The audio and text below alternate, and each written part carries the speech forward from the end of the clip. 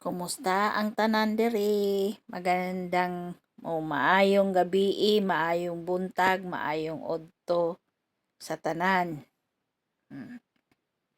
Diri karon kay kuan naman, morning na. Maong morning sa tanan diri.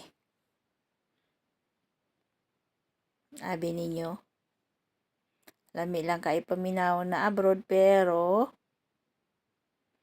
kinahanglan mo maging matatag. Kay kung hindi,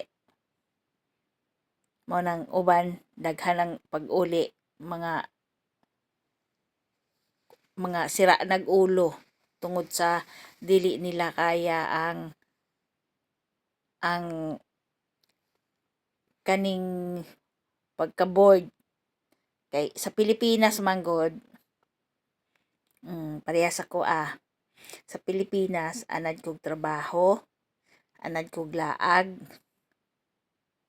Nya pag abot diri wa man tay malaagan.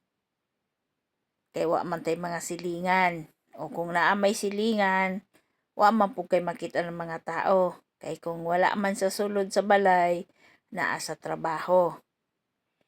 Ingana kalisod. Kanang mga panahon na wa kay maistorya. Og di ka kamao magdala sa imong kaugalingon.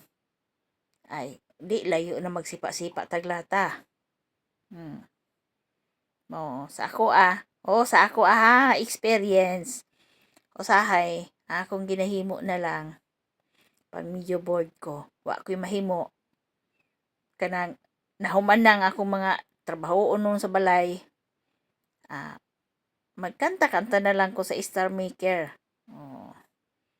Diba? Maglingaw-lingaw na lang ko sa kong kagalingon hantod na makalimot ka na sa imuhang mga problema, makalimot na ka sa imong gikabalak-an. Hantod maabot ng gabi pagkaabot sa gabi magluto na pud mangaon. Pagkahuman mangaon, padulog na pud ka sa pagkatulog. Mong ingana ka kuan kinahanglan nga lig-on gyud ka para makasurvive ka. At kung pananglit man na moabot na sa inyong kinabuhi, kinahanglan maging matatag mo. Ana lang. At saka kinahanglan lang kanang naamoy kuan ba? Lakas. Ana. Kaon og gusto. Sige guys, bye-bye. Salamat sa panood. Bye-bye.